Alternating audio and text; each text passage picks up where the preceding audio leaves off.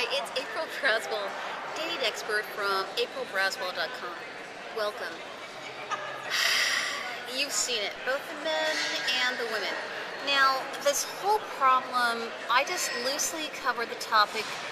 I'm just going to talk today about scam artists who you see online. You can call them professionals. You can call them, people who are trying to pull on your sentimentality.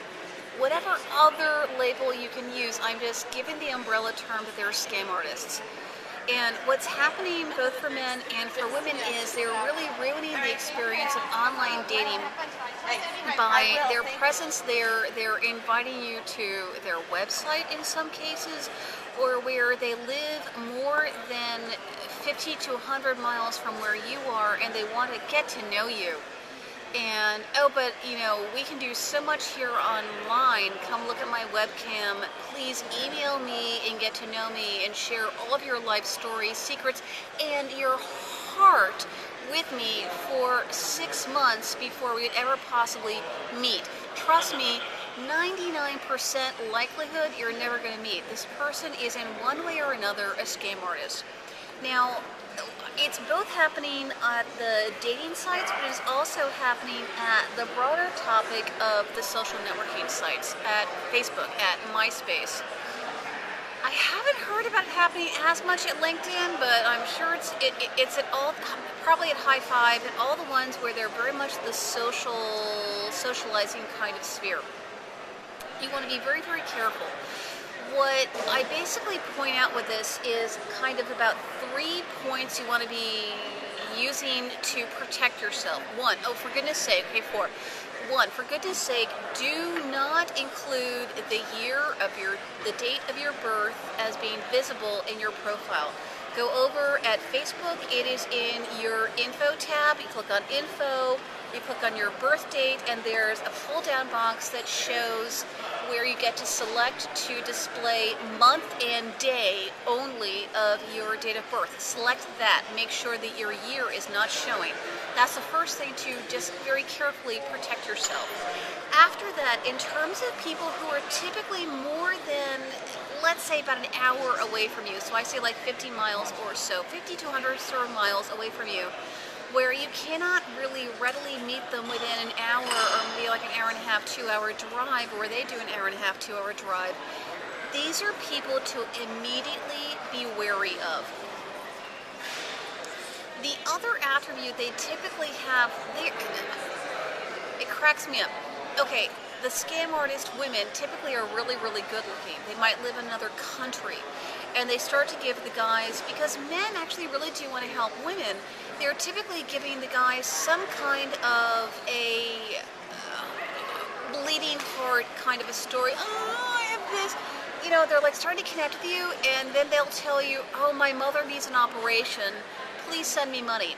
Now, what happens, and this is the whole thing about influencer persuasion, if they're actually really, really good at this, is their first request of money is not even that large amount of money. Maybe it's $15, maybe it's $100. I mean, it's something where you're like, oh man, you'd be spending that much on a date, or less, to actually meet them. You're like, it's nothing, of course I'll send that to you. Don't. They're a scam artist. If this was someone who could actually meet you and who had the skills and was interested in a real relationship with you, if they live abroad, there are a number of agencies that do the whole mail order bride, mail order husband kind of a service, which are legitimate, where they do background checks, where they are vetting for health and other issues. You only want to work with those sort of places if it's someone who's at a social networking site or where it's an online dating site. Be very, very wary if they are not within about 100 miles of you where you can easily and readily meet you.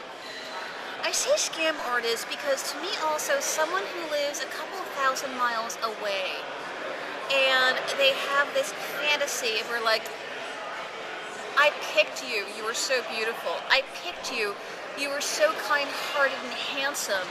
You're who I want. They do not know you from Adam. They cannot have picked you because they do not know you, and you are a beautiful and wonderful and unique person. I I love you. This is so wonderful. We all want to hear it. It's just don't believe them. And I don't mean that in a cruel way. I mean that in a very practical way because I want to protect you and your wallet as well as your precious time. Typically, what a lot of them are going to want to do is email with you for a number of weeks. And sometimes what they ask for is money. Sometimes what you suddenly discover is, oh, I'm married and I want you to come join us, in our interesting bedroom on some play weekend. And you're stunned and amazed. This is not what you're looking for. If they're a time waster like that, if they're looking to pull money from you like that, to me that's all under the umbrella of scam artist. Whatever term you want to use, I just call them all scam artists. Men and women, please be very, very wary of this, both at the online dating sites as well as at social networking sites. Fundamentally, I want to protect your wallet and your heart.